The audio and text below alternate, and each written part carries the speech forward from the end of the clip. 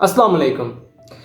कल एक ख़बर मिली है कि हज़रत उमर बिन अब्दुल अज़ीज़ के मज़ार को तबाह कर दिया गया है और उनके जिस्म की बेरुमती की गई है। तो मैंने सोचा क्यों ना आपको बताया जाए वो कौन हज़रत उमर बिन अब्दुल अज़ीज़ थे जिनके जिस्म की बेरुमती की गई है। हज़रत उमर बिन अब्दुल अज़ीज़ को उम्र सानी भी कहा जाता है और पूरी उम्मत का इस बात पर अजमा है कि वो 5वें खलीफा राशिद हैं। हज़रत उमर बिन अब्दुल अज़ीज़ की दौरे हुकूमत 717 AD से 720 AD तक था और इन 3 सालों में हज़रत उमर बिन अब्दुल अज़ीज़ ने ऐसे रिफॉर्म्स किए जिनकी मिसाल आज तक नहीं मिलती और जिसकी वजह से लोग आज भी उनसे प्यार करते हैं। हज़रत उमर बिन अब्दुल अज़ीज़ के दौर में ही हदीस को बाकायदा तौर पर लिखने का आगाज़ हुआ और ये पहला मौका था जब हुकूमत ने इस बात पर जोर दिया कि हदीस को इकट्ठा किया जाए और लोगों तक हज़रत मोहम्मद सल्लल्लाहु अलैहि वसल्लम की हदीस को पहुंचाया जाए। और ये हज़रत उमर बिन अब्दुल अज़ीज़ ने ही अपने दौरे हुकूमत में ये काम स्टार्ट किया। हज़रत उमर बिन अब्दुल अज़ीज़ ने तिब्बत और चाइना में अपने सफ़ीर भेजे और इस्लाम का पैगाम तिब्बत और चाइना तक पहुंचाया। हम ये कह सकते हैं कि इस्लाम का जो आगाज़ चाइना और तिब्बत में हज़रत उमर बिन अब्दुल अज़ीज़ की ही वजह से हुआ।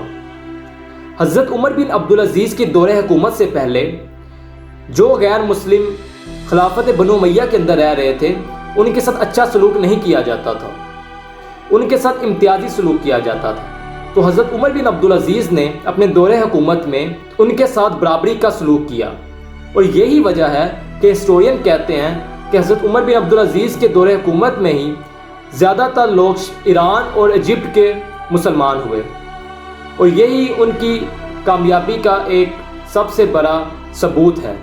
हज़रत उमर बिन अब्दुल अज़ीज़ के दौर में मुस्लिम स्पेन ने ज़्यादातर इलाके जो स्पेन में फ़तह किए थे वो इन्हीं के दौर में हुए।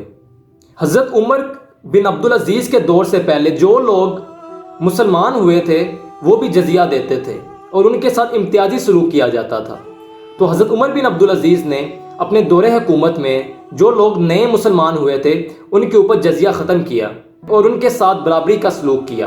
और कुछ रिफॉर्म्स ऐसी हैं जो हज़रत उमर बिन अब्दुल अज़ीज़ ने अपने दौरे हुकूमत में की जो आज भी मॉडर्न दुनिया उस रिफॉर्म्स को अपनाए हुए हैं। एक रिफॉर्म ये था, कोई भी गवर्नमेंट ऑफिशियल कोई भी प्राइवेट बिजनेस नहीं कर सकता था और हज़रत उमर बिन अब्दुल अज़ीज़ के दौर में ही उन्होंने अपनी खिलाफत में अनपेड लेबर को ख़त्म किया और यह ऐलान किया कि जो भी लेबर है वो पेड होनी चाहिए।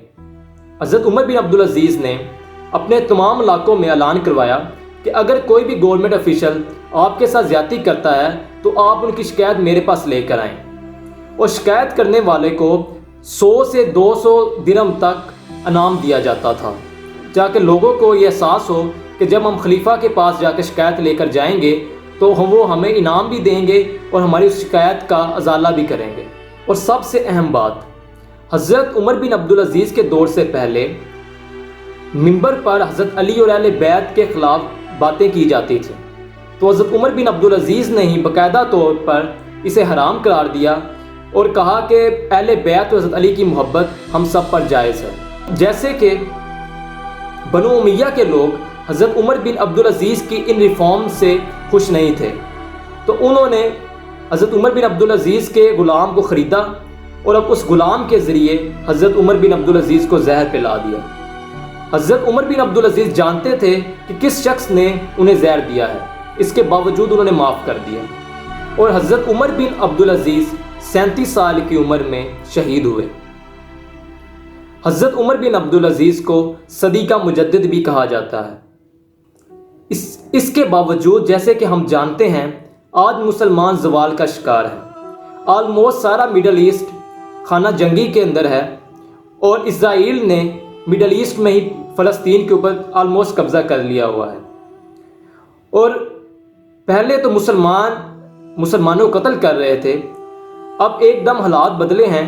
अब वो जो मुस्लिम दुनिया के मुक़द्दस शख्सियात थे अब उनकी भी बेरहमती शुरू करती है। कुछ अर्सा पहले हज़रत ज़ैनब के मज़ार को तबाह किया गया और आज हज़रत उमर बिन अब्दुल अज़ीज़ के मज़ार को तबाह किया गया और हैरानगी की बात यह है कि इन मज़ारात को तबाह करने वाले कोई गैर मुस्लिम नहीं है बल्कि वो अपने आप को मुसलमान कहते हैं। ये वही मुसलमान हैं جو حضرت امام حسن اور امام حسین کے خلاف لڑے تھے، لیکن وہ اپنے آپ کو مسلمان ہی سمجھتے تھے، اور وہ شاید سمجھ رہے ہیں کہ ہم نے حضرت عمر بن عبدالعزیز کا مزار طباع کر کوئی اسلام کے لیے بہت بڑا اچیومنٹ حاصل کی ہے۔ وہ یہ نہیں جانتے کہ آنے والے لوگ انہیں بھول جائیں گے، آنے والے لوگ انہیں برے ناموں سے یاد رکھیں گے، اور حضرت عمر بن عبدالعزیز کا نام ہمیشہ ایسے ہی رہے گا، اور قیامت تک لوگ ان کو اچھے کاموں کی وجہ سے یاد رکھیں گے، جیسے کہ ابھی ہم رکھ رہے ہیں۔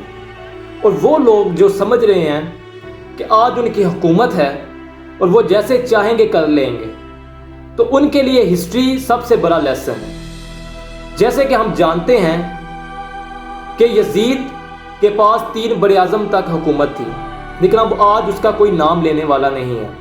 حضرت امام حسین کے ساتھی 72 تھے، اور آج سب لوگ انہیں یاد کرتے ہیں۔ اور افسوس کی بات یہ ہے، جن لوگوں نے حضرت عمر بن عبدالعزیز کے مزار کو تباہ کیا ہے، وہ اپنے آپ کو حضرت امام حسین کا ساتھی بتاتے ہیں اور کہتے ہیں کہ ہم ان کے مشن کے لیے لڑ رہے ہیں۔ پہلے تو نہ تو وہ اچھے حضرت امام حسین کے ساتھی ہو سکتے ہیں، اور نہ ہی وہ مسلمان کہلانے کے حقدار ہیں۔ اور دوسری سب سے بڑی وجہ، اس انسیڈنٹ کو سیکٹیرین ڈیوائیڈ کے طور پر بھی یوز کیا جا رہا ہے۔ جب تک مسلمان متحد نہیں ہوں گے، غیر مسلم اسی طرح ہی ہمیں ڈیوائیڈ کر تباہ کرنے کی کوشش کرتے رہیں گے۔ خیر، انہیں کوشش کرنے کی ضرورت نہیں ہے، ہم پہلے ہی بہت زیادہ ڈیوائیڈ ہو چکے ہیں، تو انہیں اتنا زیادہ کوشش کرنے کی ضرورت نہیں، ہم خود بھی اپنے لیے بہت کافی ہیں۔ سب سے پہلے ہمیں متحد ہونا چاہیے اگر ہم اپنے مقدس مقامات کی حفاظت کرنا چاہتے ہیں، ورنہ یہ نہ ہو کہ آج حضرت عمر بن عبدالعزیز کے مزار کو تباہ کیا گیا ہے، کل کسی اور مزار کو تباہ کیا جائے اور ہم اسی طرح منہ دیکھتے رہیں۔ اور آخر میں مارچ 2017 کو UN سیکیورٹی کونسل نے ایک ریزولیشن پاس کروائی ہے کہ جو بھی ریلیجس ہیریٹیج ہے ان کی حفاظت کی جائے گی۔ میرا آپ سے سوال ہے، کیا پاکستانی گورنمنٹ ایسا کر سکتی ہے کہ OIC میں جا کر تمام مسلم ملک ہیں ادھر، تو کوئی ایک ایسی ریزولوشن ڈکلیئر کروائے کہ نیوٹرل فورس بنائی جائے جو مسلم مقدس مقامات کی حفاظت کرے؟ جیسے کہ ہم جانتے ہیں کہ ایک فورس بنی ہوئی ہے، لیکن ابھی تک اس کا کوئی پریکٹیکل گراؤنڈ کے اوپر کوئی کام نہیں کیا اس نے۔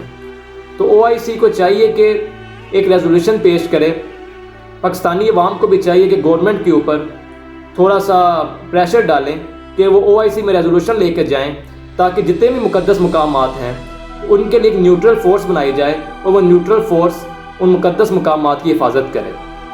اور اللہ تعالی ہمیں حضرت عمر بن عبدالعزیز کے بتائی ہوئی باتوں پر عمل کرنے کی توفیق عطا فرمائیں، اور ہمیں بھی حضرت عمر بن عبدالعزیز جیسے حکمران عطا فرمائیں۔